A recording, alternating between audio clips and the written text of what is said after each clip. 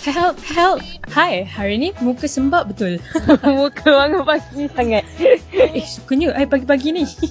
Kami tengah cari breakfast, tapi kedai tak buka lagi. So we both breakfast cup noodles je untuk alas perut. And then pergi pack barang-barang for diving. Ramai yang tanya I, macam mana nak join? Well, you guys DM je Jom Adventure. Lepas tu pilih package yang you nak and make sure untuk mention our code before buat payment untuk dapatkan 15% discount. By the way, hari ni kita orang nak pergi dive naik boat. Yay! Okay, jom naik boat dengan kita orang. Man, I buat boat tour. Boat tour. Wah, okay. Tada! Oh, yes. Nice. Ini tempat dorang drive. Wish. Welcome to Pancik Boat. Yeay! Wih, dia punya angin tak boleh buat bincang. Kuat betul. Wih, time-time macam ni pun boleh buat tocang. Power betul. Dia punya beralun tu nasib tak jatuh. Wow. Okay, now masa untuk pakai BCD. Lepas tu, wacha! Help! I ni sebenarnya tak pandai berenang, tapi disebabkan ada fins dengan BCD, tiba-tiba boleh lah pula. I kan asyik timbul je dalam air ni. Lepas tu I duk cuit seluar instructor I. Ingatkan dah okey dah. Naik lagi.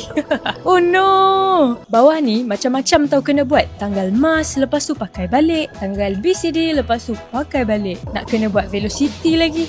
Yang ni sakan betul. If you guys wondering bunyi gelak dalam air macam mana, macam ni lah. Tengoklah apa yang kita orang nampak bawah ni. I seorang je yang tak berani dekat. Diorang siap boleh bergurau dengan ikan. Okay, now we all dah settle our first dive. Yay! Senyum sikit.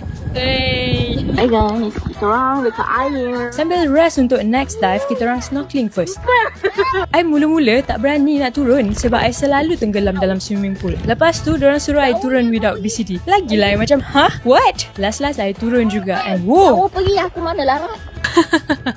Bongok lah Nana ni. I timbul lah. Apa lagi? Memang seronok lah I berenang. Tapi boleh tahan mengau kayu. Guys, I senang je hidup I. Tak guna punya Nana. Okay, jom naik and gerak for next destination for our second dive. Punyalah woman friendly Jom Adventure ni. Memang yang turun ni semua perempuan je. Tengoklah apa yang kita orang jumpa ni. Besar betul. Siapa punya Wish. Masa dah nak naik, menyempat our instructor tunjuk skill. I dah macam katak dah kat situ. Naik je buat semula, terus lega. Tak sangka Mia Nana survive this tau. Tengoklah, dorang attempt nak ajuk I. Hai, kita nak diving. Yay! Masa tadi kau. Now, on the way balik ABC. Dia laju betul boat ni. Nana sampai tercampak-campak. Yeay, sampai dah. Very much for diving with us. And on the boat, we have 2 certified open water divers. Yeay!